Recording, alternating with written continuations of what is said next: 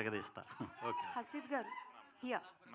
Hi అండి. First of all అది teaser చాలా బాగుంది. Thank you. అండ్ అప్పుడు మీరు అంటే లైక్ వన్ లైన్లో చెప్పాలి అని అంటే లైక్ జెండర్ బయాస్డ్ అని అన్నారు కదా. సో అప్పట్లో జంబాలకడ పంప మూవీ వచ్చింది. దట్ వాజ్ అన్ ఆ టైంలో సెన్సేషన్. Yeah, yeah. సో అంటే లైక్ దాని నుంచి ఏమైనా కాన్సెప్ట్ తీసుకున్నారా, లేకపోతే రీసెంట్గా జరుగుతున్న సిచ్యువేషన్స్ వల్ల డిమాండ్ అయ్యి ఇలాంటి ఒక కాన్సెప్ట్ తీసుకుంటే బాగుంటుందన్న? బికాజ్ ఇప్పుడు సోషల్ మీడియాలో చాలా వరకు రీల్స్ వస్తున్నాయి. లైక్ అబ్బాయిలు ఒకవేళ అమ్మాయిలుగా మారితే ఎలా ఉంటుంది, వాళ్ళకి ఆడపిల్లలకి పెట్టే రెస్ట్రిక్షన్స్ పెడితే ఎలా ఉంటుంది ఏంటి అని ఒక చిన్న చిన్న కాన్సెప్ట్స్ చేస్తున్నారు.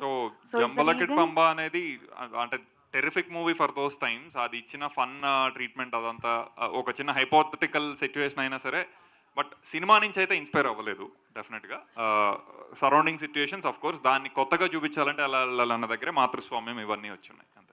ఓకే, శ్రీ విష్ణు గారు. చెప్పండి. సో బేసికల్గా మీరు చేసే క్యారెక్టర్స్ అయితే పీక్స్లో ఉంటాయి అండ్ ఇందులో కూడా డిఫరెంట్ క్యారెక్టర్స్ చేశానన్నారు.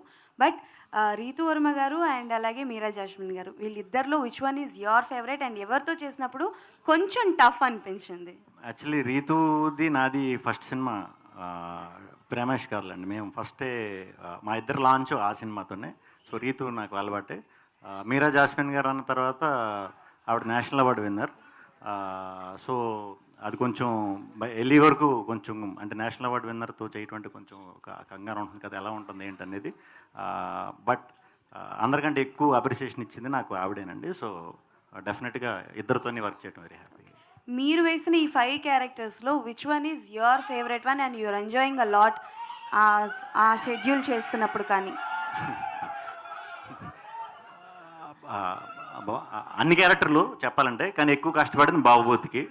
వాయిస్ దగ్గర నుంచి మేకప్ దగ్గర నుంచి అదే కష్టం. సో అన్నీ ఎంజాయ్ చేశాను. శ్రీ విష్ణు గారు హియర్ అండి. హాయ్. హాయ్.